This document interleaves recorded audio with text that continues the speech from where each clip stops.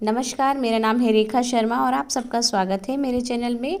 आज मैं unseen passage लेके आई हूँ जो कि नवोदय स्टूडेंट्स के लिए है। प्लीज़ बच्चों ध्यान से देखिएगा। क्लास 6 के जो स्टूडेंट्स हैं जो 5th में ये नवोदय के लिए एग्ज़ाम देने वाले हैं, तो बच्चे ध्यान से अनसीन पैसेज देखेंगे। ओके, तो देखिए ये पैसेज दिया हुआ है। अगर आप गैस करते हो, तुक्का लगाते हो, तो कभी कभी गलत भी हो जाता है। ठीक है, अगर हम ध्यान से पैसेज को पढ़ेंगे तो हमें जो आंसर होगा वो ध्यान आराम से अच्छे से निकलेगा। देखिए ये पैसेज है। ये पैसेज किसके ऊपर है? इसाक न्यूटन के ऊपर है। इसाक न्यूटन कौन थे? वो ग्रेट साइंटिस्ट थे जिनका जन्म हुआ था 1642 में और उनकी मृत्यु हुई थी 1727 में। उन्होंने बहुत सारी खोज करी थी, बहुत सारा डिस्कवर किया था। उनमें से प्रमुख थे लॉ ऑफ ग्रेविटेशन, यानी गुरुत्वाकर्षण बल के बारे में।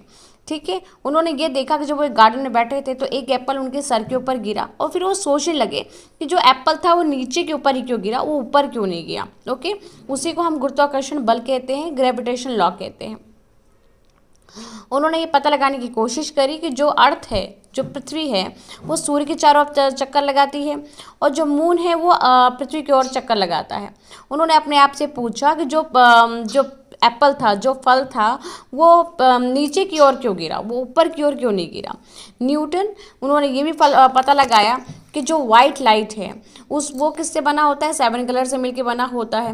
और ये सारे कलर हमें कहाँ देखने को मिलते हैं बच्चों? ये रेनबो में देखने को मिलते हैं। आप लोग को पता है ना कि रेनबो 7 कलर से मिलके बना होता है।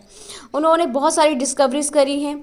ठीक है, और उन्होंने बहुत ही वो नॉलेजेबल मैन हैं, लेकिन और बहुत ही काइंड भी हैं, हम्बल भी हैं। ओके, शॉर्टली बिफोर, वो अपनी मृत्यु के पहले उन्होंने ये कहा कि मैं अपने आप को एक छोटे से बालक के रूप में देखता हूँ जो कि समुद्र की लहरों से खेल रहा है, और जो वो पेबल हैं, जो छोटे छोटे कंकड़ हैं, उन्होंने उसको एक संकेत दिया हुआ है। जो डिस्कवरी से छोटे छोटे, उनको उन्होंने एक पेबल और प्रिटर शेल के रूप में दिया है।